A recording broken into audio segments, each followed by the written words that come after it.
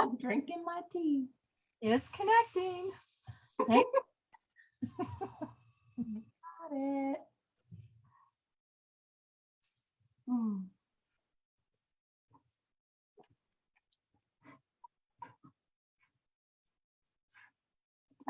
We're now live on Facebook. And hi, Nikki. Hello, hello. We have everything going just perfect.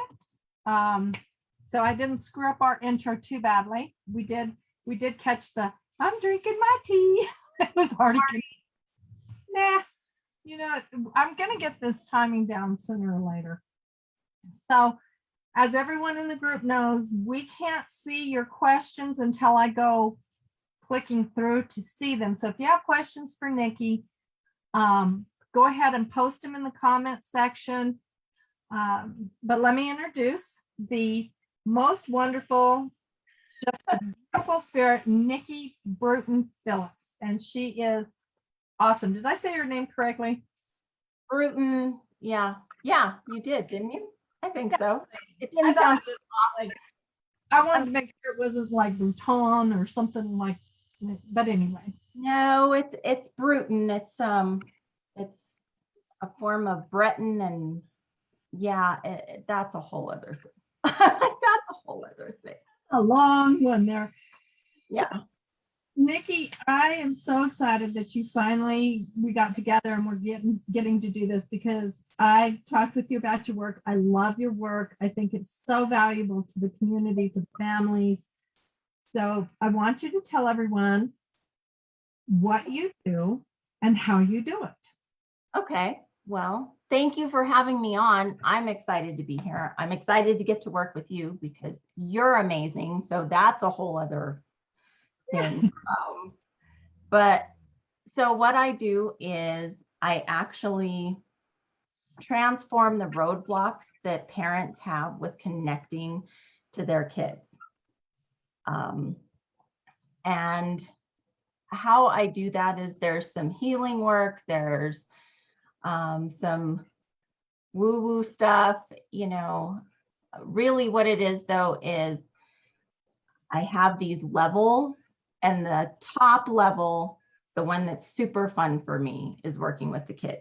So once I help families see what their roadblocks are, then we start to shift those roadblocks, turn them into stepping stones of connection points.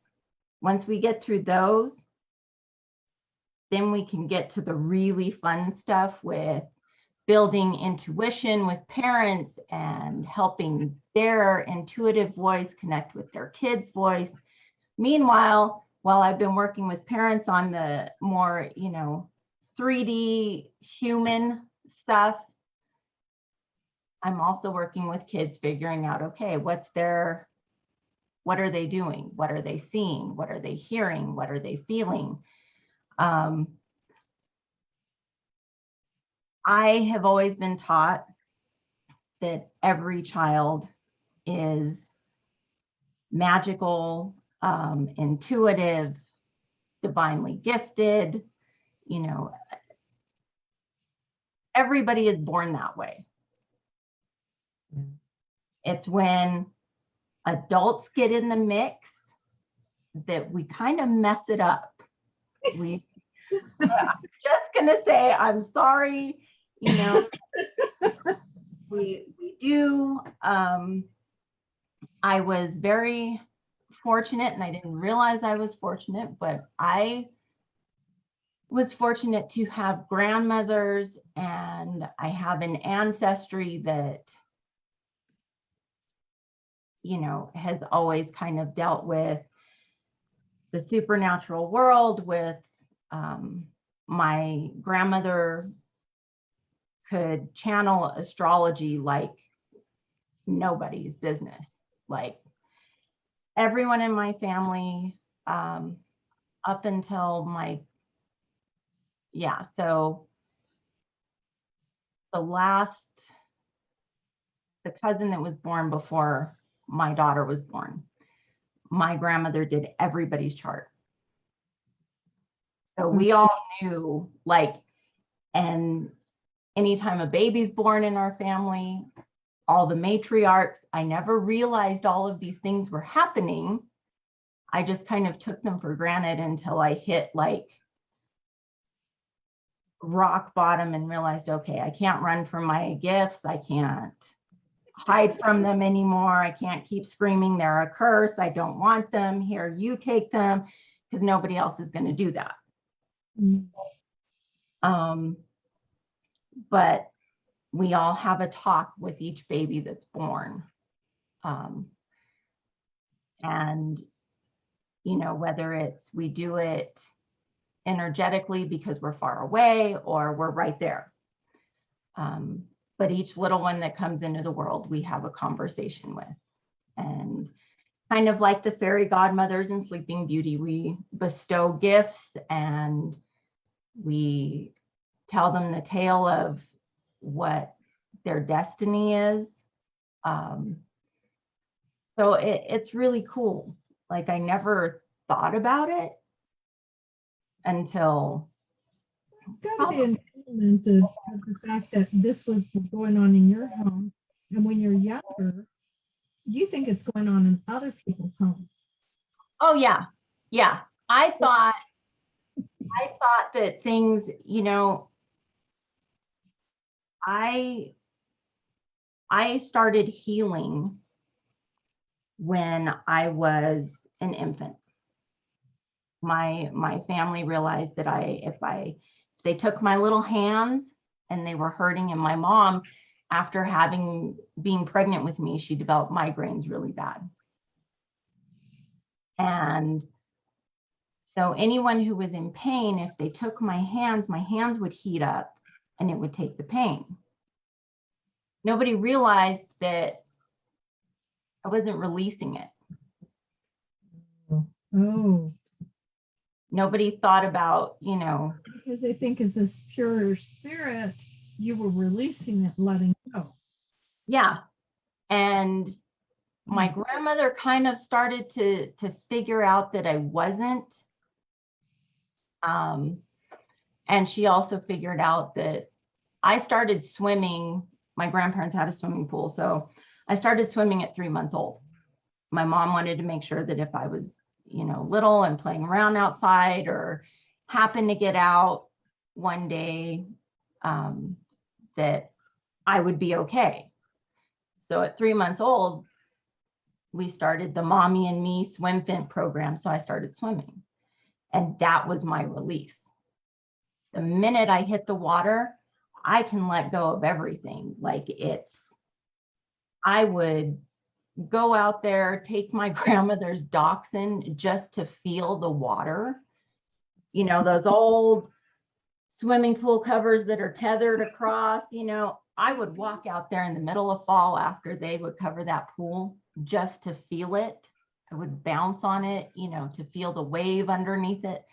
Scared my grandmother to death because she was like, you know, if that pool cover pops off, you're going to fall in there. We won't find you. You will drown in there. It will suck you under. Like, she had every, you know. It's always exciting for a kid instead of, please don't do that. Yeah. The good Southern fear is always good for, you know, that Irish, nice Irish, French, Southern fear in there. Really, don't do that. You're gonna. So she tried to figure out other things for me. She always planted irises everywhere. So, you know, the minute those came up, she would have me out there in the garden, just smelling them, sitting. I could sit in there and get lost for hours. And so she knew, everyone knew before I was born that I was going to have something. It runs in the family. It's a thing. Unlike many people who it was a thing, but they didn't talk about it. So by the time, yeah, it made a lot of people in a lot of homes kind of crazy. Oh yeah. Well, and in, you know, even in our family with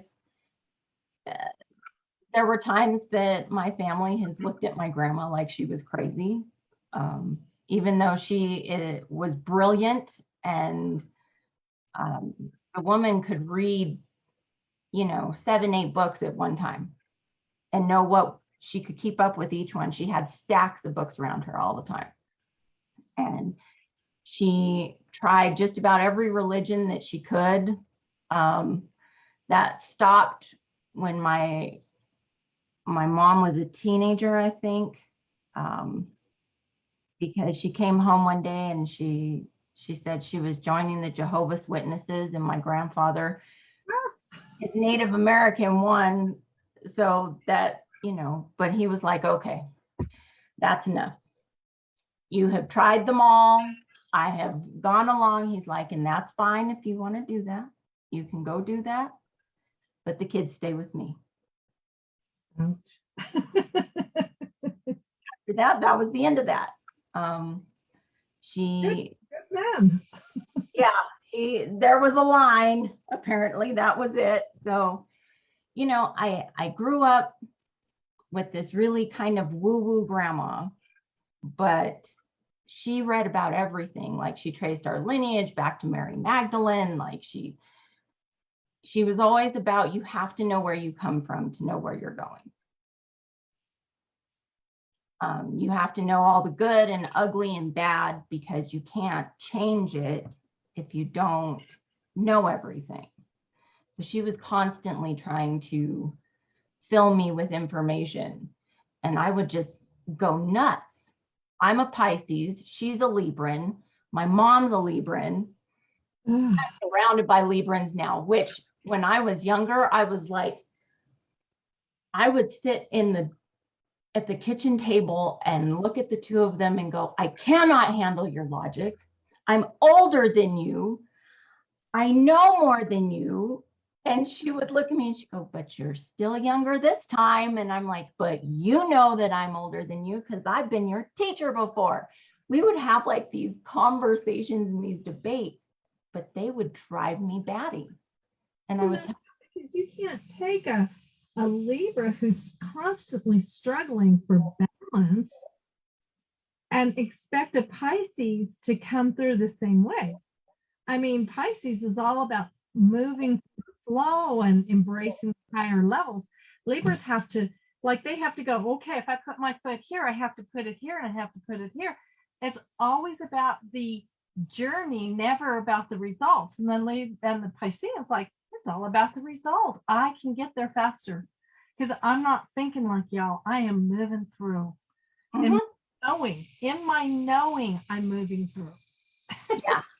And that, there was she understood that, and I didn't start realizing how much she understood and how much she tried to help me. And until, geez, like a few years ago, Sorry. All right. But yeah, I didn't realize those things until a few years ago. And so it was like, oh, that's what that was for. Oh, and it wasn't even a realization. It was, she passed away.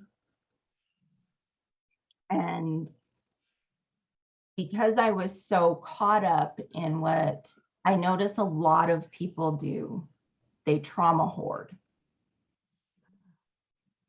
And they hoard it. And that's a good, I like that term. Thank you. I'm gonna swipe that from you. That you're absolutely right. I've seen people doing this. Go ahead. You already, so you have the soul cut, right? That's what I call any kind of trauma that it sticks with you. So you have this soul cut it's cut deep and it's in there. It's not just on the human level, it's something that has hurt you at your spirit, at your core. And it's actually caused kind of a disengagement, a disalignment between, my grandmother used to say that your intuition was your soul speaking. Mm-hmm. your spirit and heart were in alignment.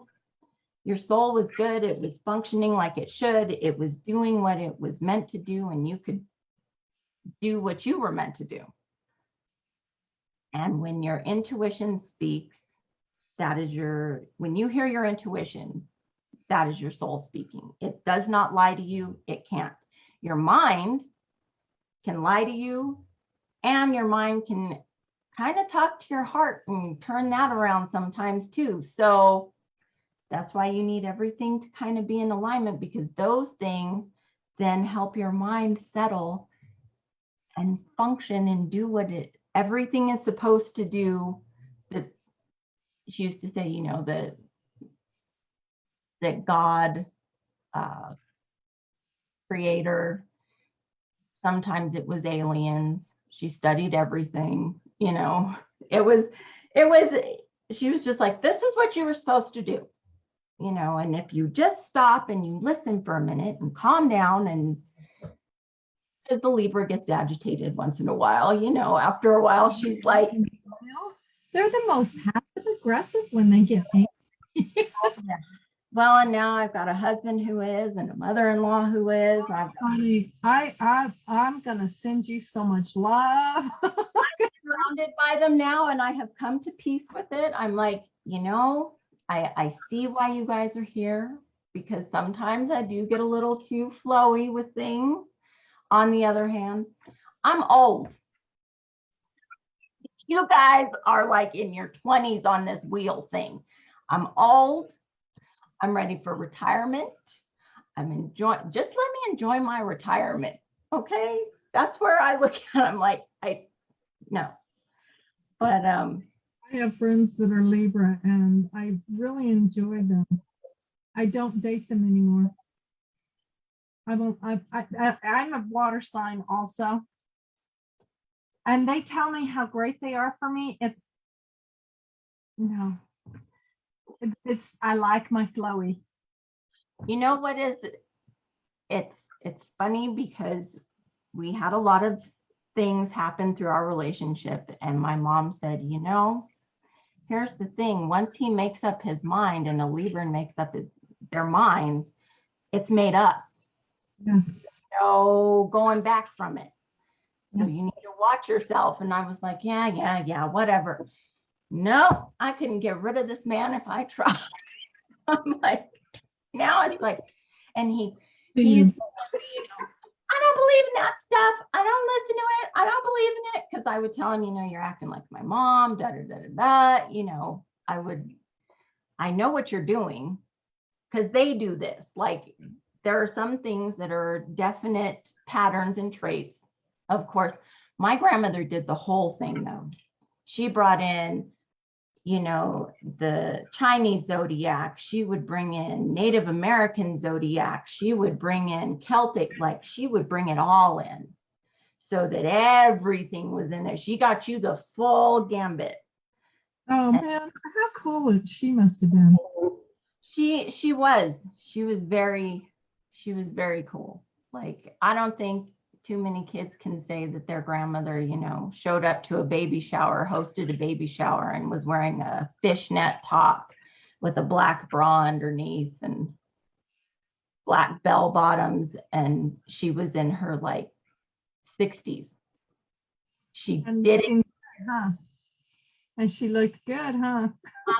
And all of these other, you know, all these other women are there, and they're very the same age, and they're already in their polyester pants, and she's come, I am not wearing a grandma sweater ever. I'm like, okay, all right. No. So did she train you? Is this for you? Because what you do is very unique.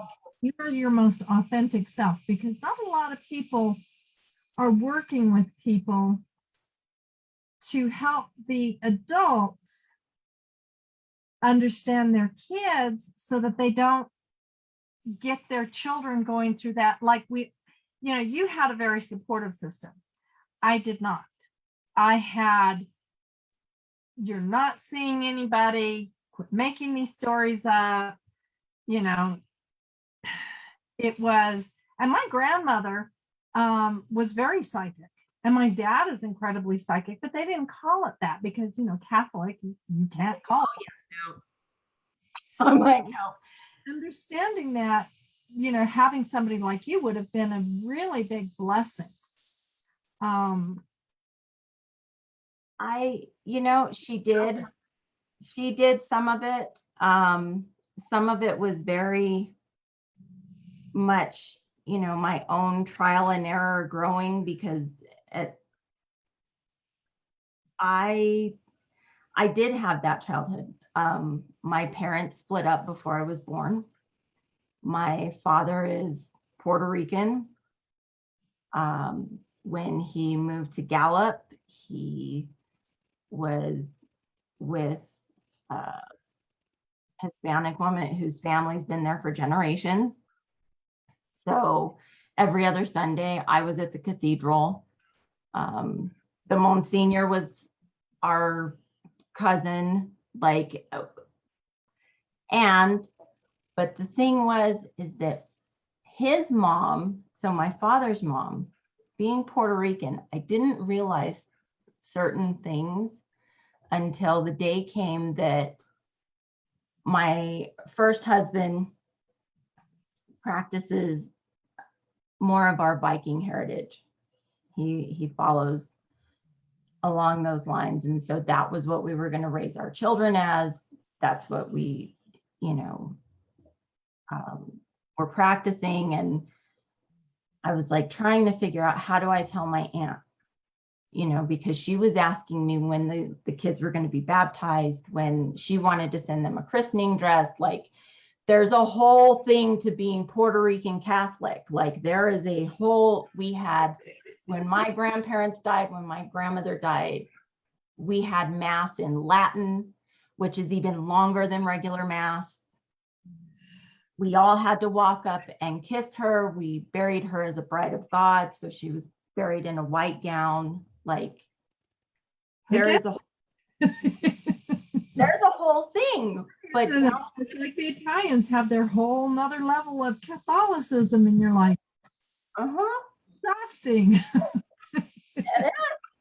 And then you have a mourning period, and you have basically a shrine set up, and but I can remember being little and her having these beautiful statues of saints that were huge. You know, for little kids, they were, at the time I was 1.5, 2 years old. So they were the same size I was. Yeah.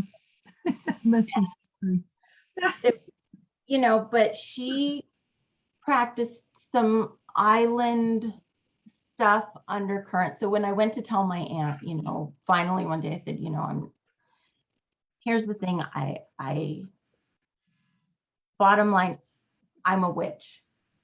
I don't know how else to say it. You know, I was young then. I was like, I don't know how else to say it. And my aunt said, well, that makes sense. She said, I just want to know, do you believe in God? And I said, well, yes, I believe in God. She said, do you believe in, I said, yes, I believe that Jesus existed, and Jesus, yes. Angels, saints, I said, yes. I said, but I also believe in these other gods and these, you know. She said, okay. She said, what did you think that your grandma was doing down there? And I said, what do you mean down where? And in the basement of their house, there was a wall, like you walked around the corner and there was a wall and all of these saints down there and candles. And she's like, what did you think she was doing down there? What did you think she was doing with you when you were little? And I said, I don't know. I thought we were praying. I was just going along for the ride. You know, I don't know. But she used to look at me and she could always know when I was sad or when I was happy because my eyes would change colors. Yeah. And she was like, so there were all these pieces that were interwoven in there. And now I can hear them all. I know what I'm hearing. I know what I used to hear when I fell asleep at night when I was little. was all the ancestors, but they would scare the crap out of me because they all talk at once. Yeah. They don't, it's not, yeah, it's Chatty Cathy times 20. I'm like, can you all, now it's like, okay, I need someone to shut up for a minute. Just one at a time. They did it one day. They all kind of came in and it was like, I can't.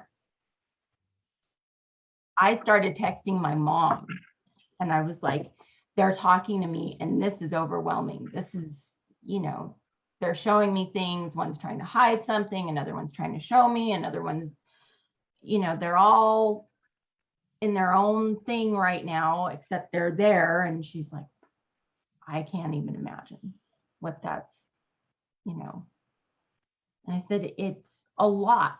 Like now that I'm fully okay with being me, yeah, I can get a lot. And so I think back to when I was a kid and I can remember my imaginary playmates were my older brother who didn't make it, my twin brother who didn't make it, and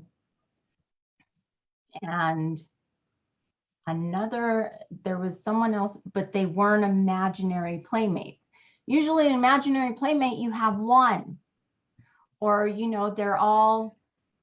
they can be shifted into an animal, a stuffed animal, a doll, and even that is another thing that kids do, because sometimes some spirits like to step into those things, and it's not necessarily a bad thing. Like, people, oh God, they're having a mental break. I love that one. No, your child is 3 years old. Like, they're not having a mental breakdown. You could cause them to have one if you keep pushing, but they're not. They're being little. They're being a kid. They're being in their power. They came into the world with all of this, and now you're trying to strip it. Their soul and spirit are like, no, what are you doing? I have a question because I've been asked this of you. And every time I think about it, I always forget. Because, I could talk to you for hours and we just keep going on and on. My question is, when you're working with, obviously, when they show up to your door, they're open to this level of information. So why do you think it is that they challenge, for lack of a better phrase, this kind of information? Why would they think that their child is near the breaking point? Why would they, if they know, and they're showing up to you because obviously they're being drawn to you for a reason. Someone's told them your child has this, you need to go talk with her. Do you see what I'm saying? Yeah. How frustrating is it? Do you ever just want to take us adults and go, stop it, stop it, stop it? Yeah, I definitely, I have these moments, and I didn't, again, there were periods in my life where I didn't realize that's what was happening, but a huge, like, she gets big, bear comes in. I never thought that I would carry bear energy with me because my clan on the native side for me is, I'm a mermaid. On the native side, my clan they're dog soldiers, so they're wolves. They're, I'm like, I never thought, but the minute that I see someone trying to silence a child's voice, she stands up and she's big. And she's like, she just puts my grandfather had these huge hands and he would put them on your shoulder, to kind of calm you down or let you know it was okay. That's what she does. And I'm like, oh goodness, I thought I turned these things off. We always push it. I think we got it done. Go ahead. But yeah, she steps in and then it's like, okay. And I have to sit there and try really hard not to rip their heads off.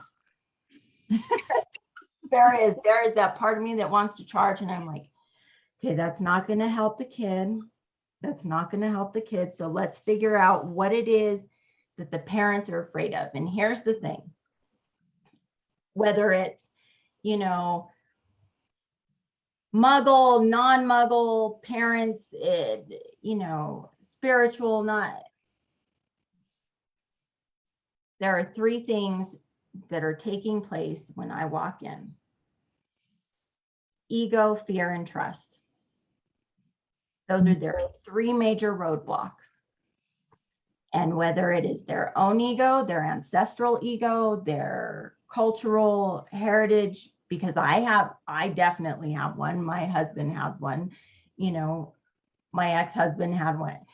Cultures clash.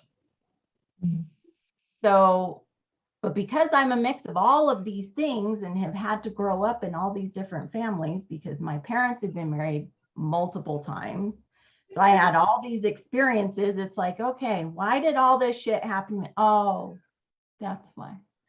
I can walk in. Did you put the word fun back in dysfunction? Huh? Did your family put the word fun back in dysfunction? I'm making a note. Oh yeah. Oh yeah. Yeah. That's a whole other thing. We'll have that conversation another day. But yes, they do. They really do. They put the crazy and that crap. So yeah, when they come in and I'm like, and they're telling me, you know, fix my kid. That is the one that drives me crazy. Fix my kid. Like the kid that's broken. See, there's mine. I told you they were this. They agree. They know there's nothing wrong with those kids. Like there are, you know, both of my kids were diagnosed with autism when they were little. And I didn't know that there was anything quote unquote wrong or, you know, not normal because, well, it runs in my family and my whole family's like that. So I didn't know that there was anything, that my kids weren't being normal, or that when I was little, I wasn't being normal. And I'll never forget walking in and, you know, the doctors expected me both times that we got the diagnoses. They expected me to have the hysterics, you know, the breakdown that they've seen every parent have. And I said, okay, so what does this do? And then when I had a therapist tell me the first time we went to therapy, you know, started the various therapies for them, they were like, well, you know, it's so that they can function in the world and they can, and I went, whoa. Here's the deal. The world will meet my kids. This isn't about fixing them so that they fit and they're better for everyone else and they make life easier for everyone else. That's not what this is about. They're who they are. And so now I just need to know how to get the world to meet them. Right.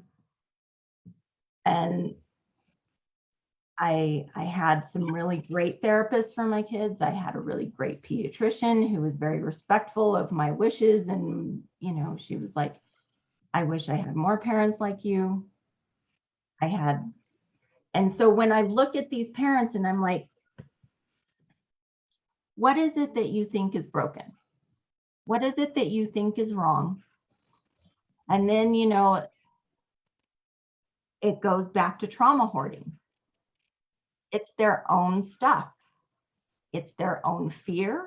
It's their own ego. It's,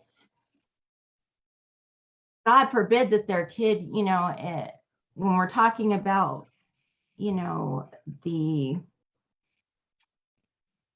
world of metaphysics and light workers and spirituality, God forbid that these kids are different from their parents and have, you know, if the parent is an empath and the kid is a psychic medium or a physical medium, heaven forbid that that be a no, the kid has to be an empath because that's all the empath understands. And I'm like, your woo-woo ego has got to be checked at the door.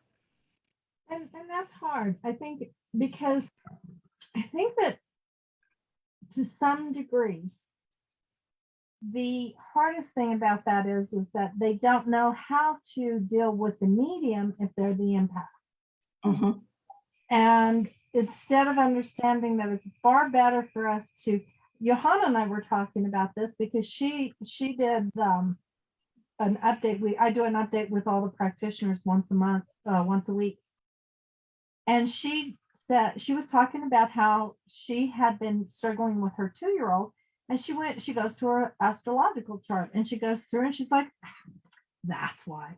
And then she can come to it more fully by guiding her to her child's needs instead of, and I think that's the problem with the way we raise our kids in society is because we're telling the kids, you have to be an attorney.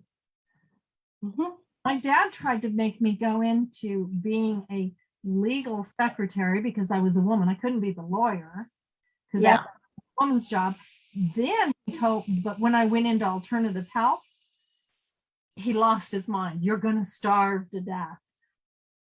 And ironically, you know, it's one of those things where I found my most happy spot is being my most authentic self. And I think that that's what, if any parent really is thinking about this, they would want their children to be their authentic selves.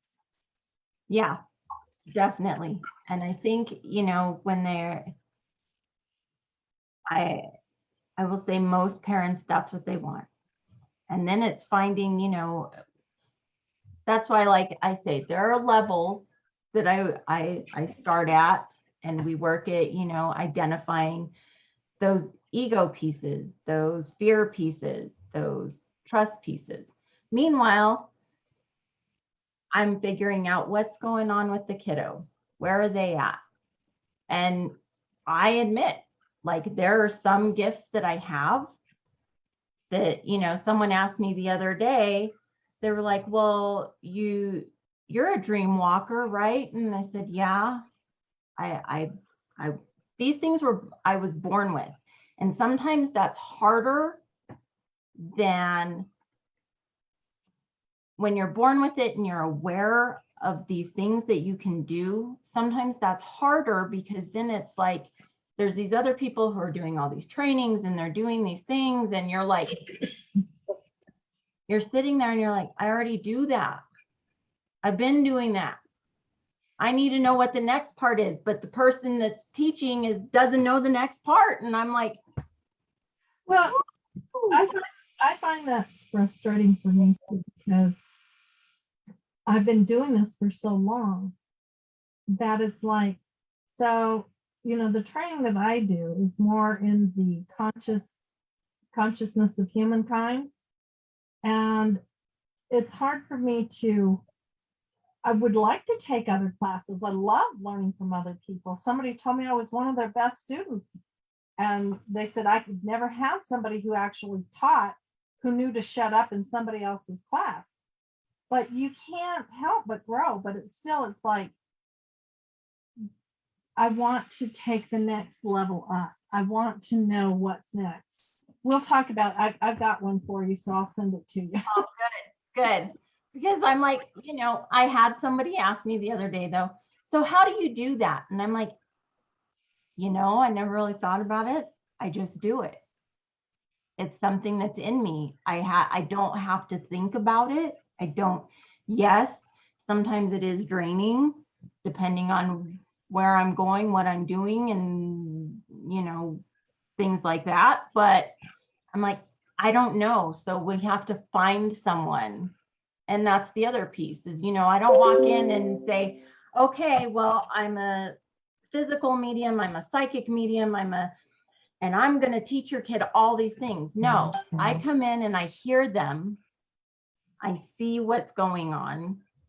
Not only do I see them, but part of my gift is I see your soul when it first came into its human body and its human existence, this life, and I see its ascension potential.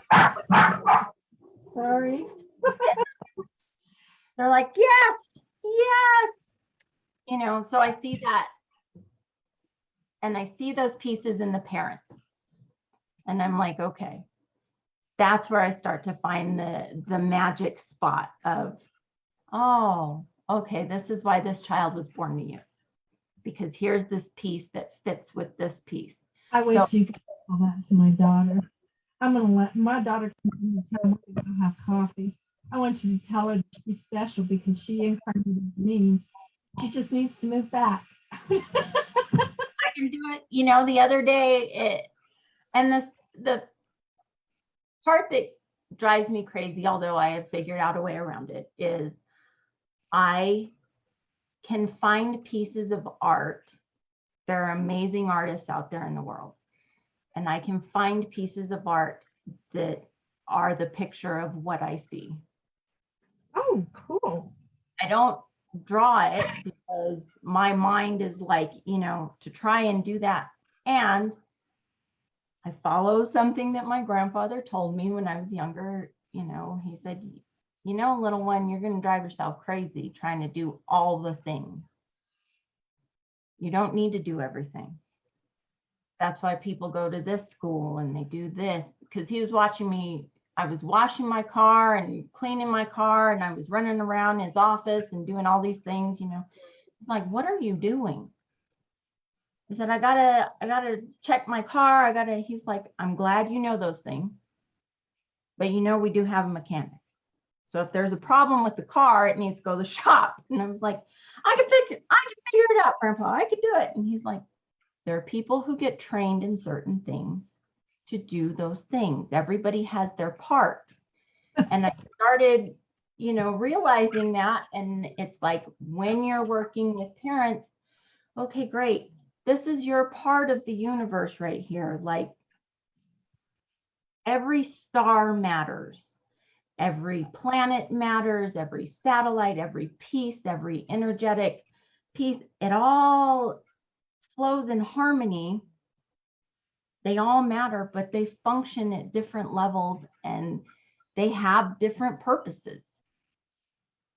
And that's the first part, is when you're getting through that ego piece, is accepting everybody has a different purpose and it is okay.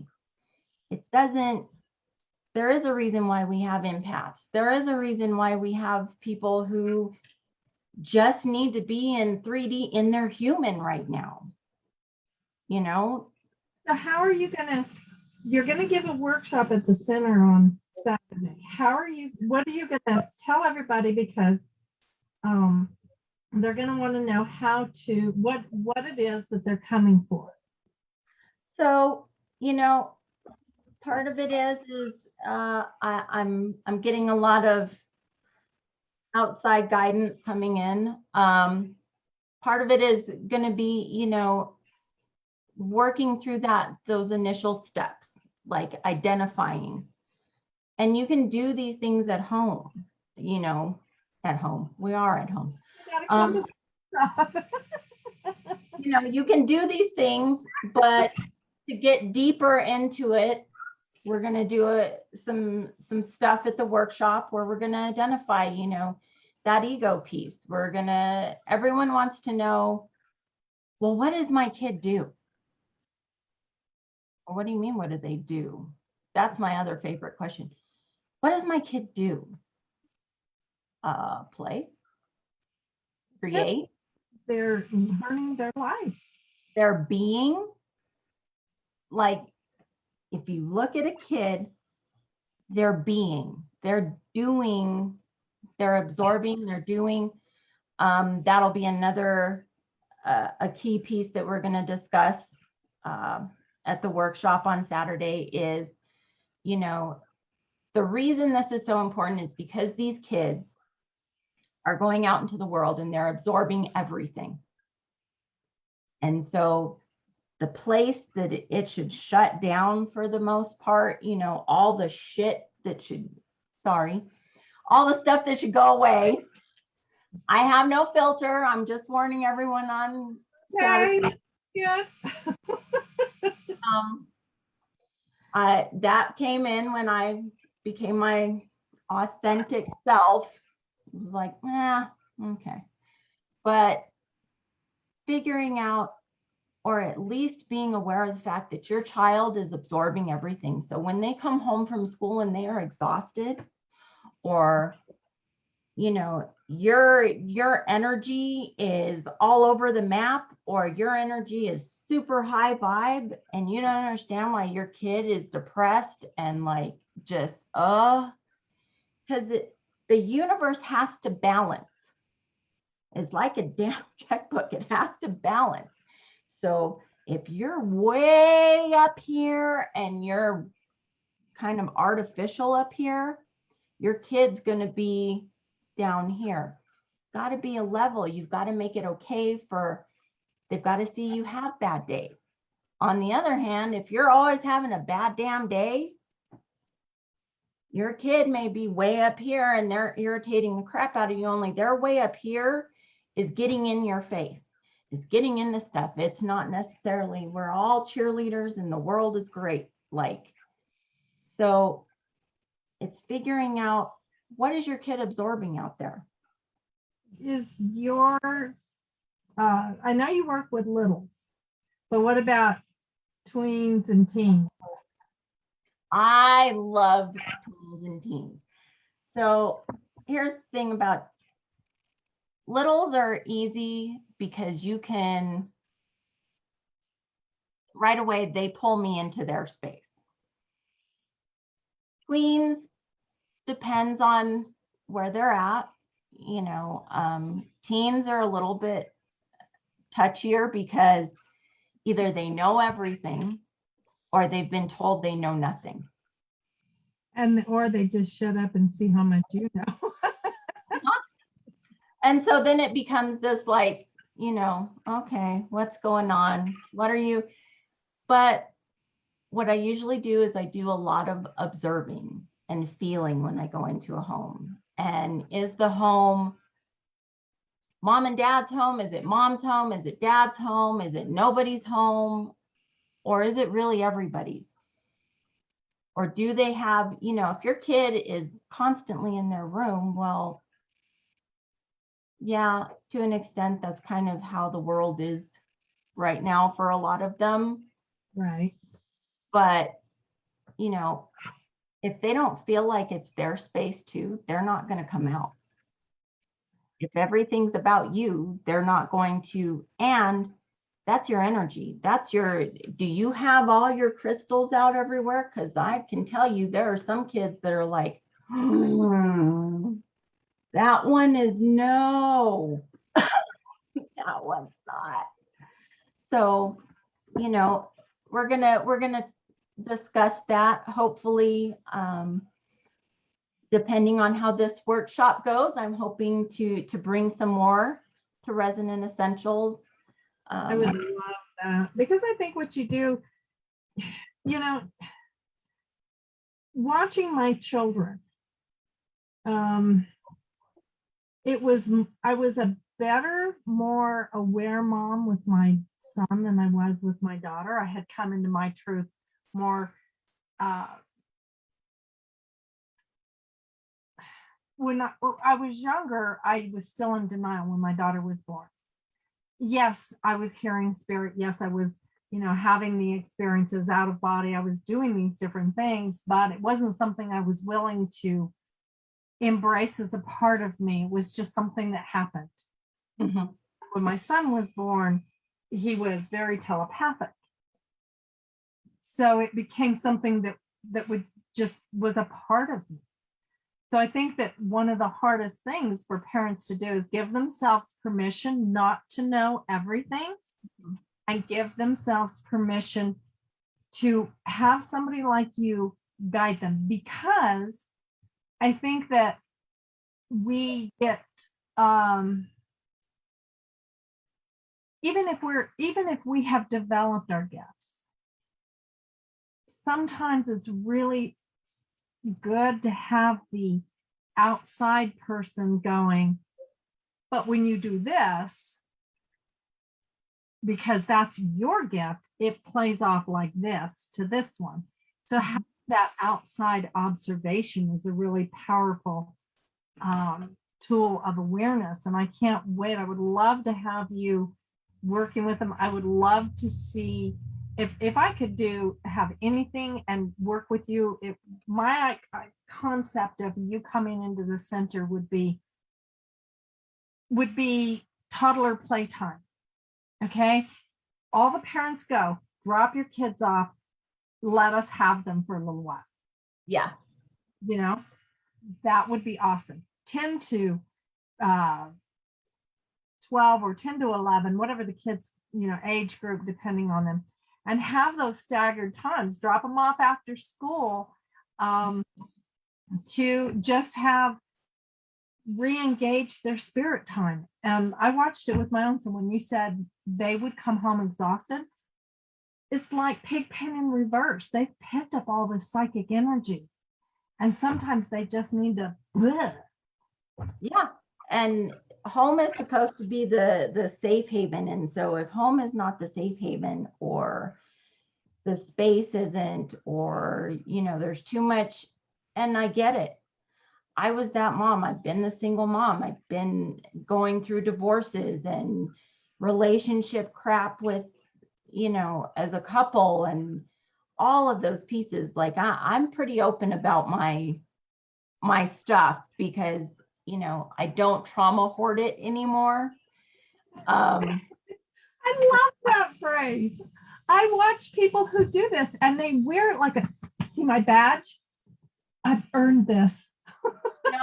I had a client once who they were trauma hoarding, and every time I would try to, I do intuitive consulting and coaching. I do the consulting piece because I put that in there first, because there are some times that I walk in and I'm like, okay, this is not a coaching situation. This is here's what you need. Here's the direction. Here's this. Sometimes there's a balance of the two, and then sometimes it's all coaching. I had a client once who was, every time I would, try to coach them into, because they had a lot of trauma, try to coach them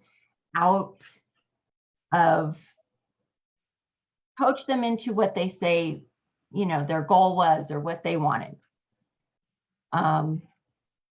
Anytime we went to a positive, I would ask, okay, well, do you want to reflect on this positive piece of this? So yeah.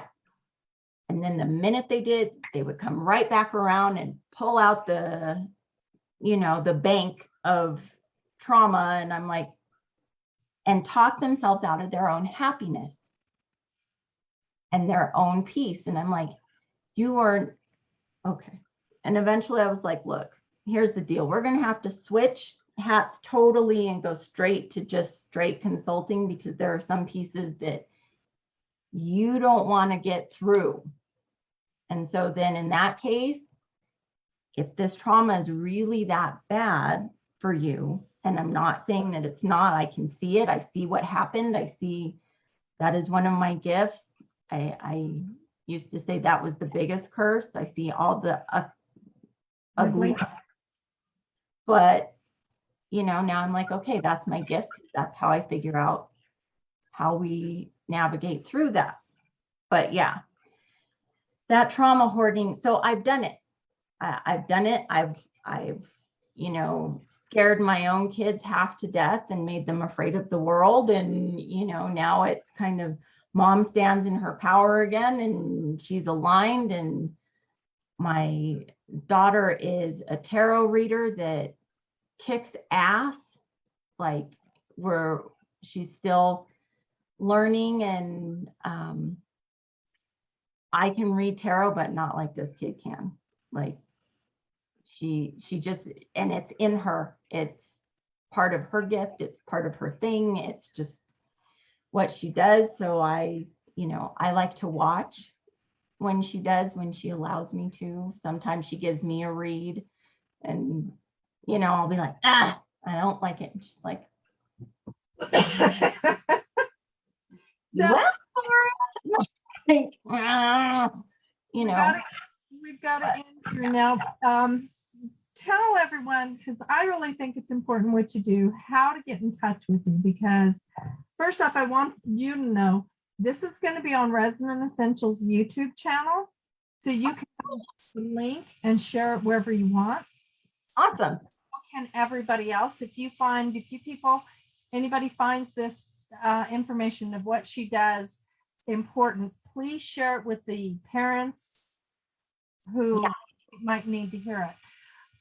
So tell everybody how they get in touch with you. Well, first, you guys can definitely come see me at Resident Essentials this weekend, this Saturday at the Spirit Circle workshop. I'm super excited.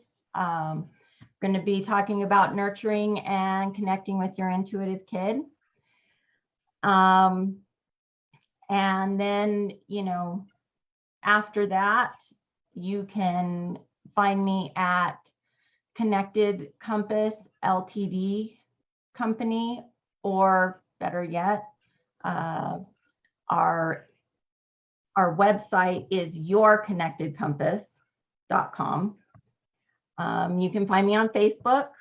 Just look for my name, or you can find Connected Compass on Facebook. We do have a private group for parents who want to really connect with their intuitive kid. And we're in the process of developing some other things we primarily right now work with single parent and blended families, because that's where the biggest voice dampening, ignoring happens a lot of times. So that's kind of our primary thing. Leave me alone. I just put in 12 hours. I'm going to the bath. I don't want to do this anymore. So yeah. But we work with everybody. Like, if there's a kid out there, if there's a parent that's like, I don't know what to do, my kid is moving shit off the wall, what the hell do I do? Because that happens. Do I have a fire starter on my hand? No, you don't. This is not a carry. Stop manifesting stuff. Please, people, stop manifesting the stuff. Yes, that's a whole nother thing. Michelle and I know. We talked about this a little earlier. I think that what happens is they hear these phrases and they automatically make it into they start trauma hoarding the phrases, because it's got to be the most negative or the most horrid or instead of really, you're just blowing this out of proportion. Get a grip. Yeah, there's stuff out there like the one I see a lot right now is, and everybody gets them confused and blends them together, and it is they are psychological terms, narcissist, sociopath, and psychopath. And they like to blend them all together. And I'm like, no, that's not. Ooh, it's kind of like, not every psychic is a medium, but every medium is a psychic. Like, it's, let's not, oh, wow. Like I said, there's We'll do another one on that alone. like, do another one. do a whole nother live, Michelle. But yes, I definitely, I would love to do some kiddo workshops, some teen groups, some preteen, because these kids, here's what happens.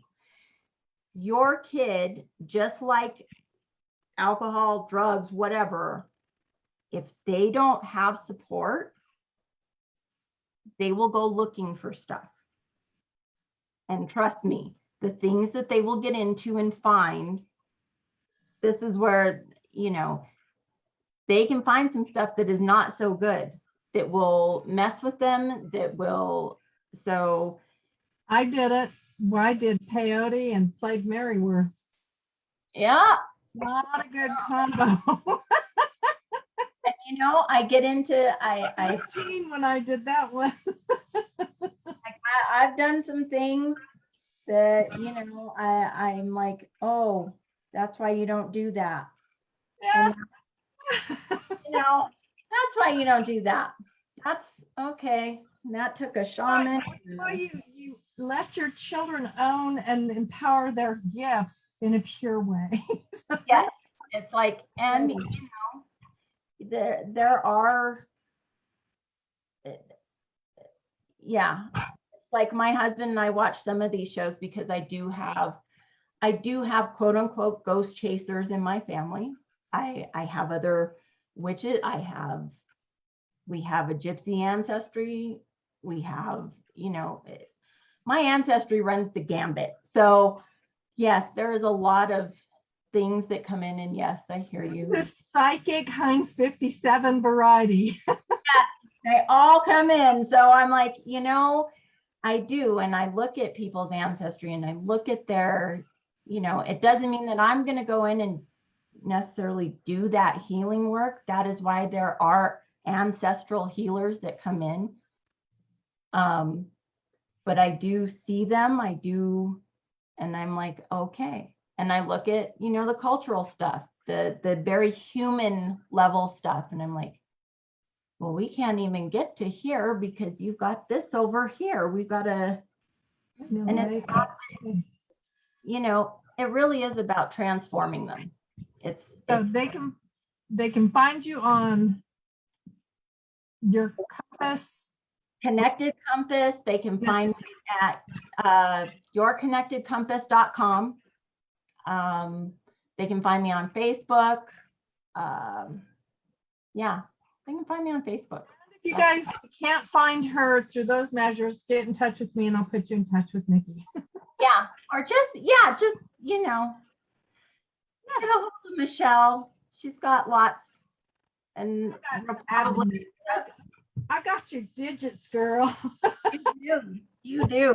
And I'm like, just, you know, hand them out, but definitely come Saturday. I would love to see you, see your kids. If this is something that you're like, I don't know about my kid coming, that's okay.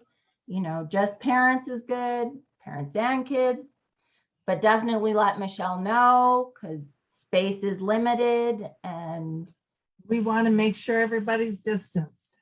yes, gotta be safe. I'm going to check through my phone because the camera froze on the other route. So let me just double check if there's any questions. I'm looking for us in the group. We're here. No questions as yet. Oh, there's a comment. Oh, it's Brother Francis. He said it's an awesome interview. Love the interview. Thank you. So thank you, Brother Francis, for watching. Anybody, if you want to connect, let us know. We're going to be there from 1 to 3 on Saturday at Resident Essentials. She's going to be doing a free talk. It doesn't cost you anything, but it does need an RSVP. Masks must be worn because I had a little issue with somebody the other day, and you have to understand, folks. Personally, wear your mask, don't wear your mask, not my problem, but I don't need to be closed down and I don't need to fine. So please honor our requests, wear your mask. Yeah. Yes. We'll see you soon. Nikki, I'm going to call you here in a minute. So I will talk to you guys later.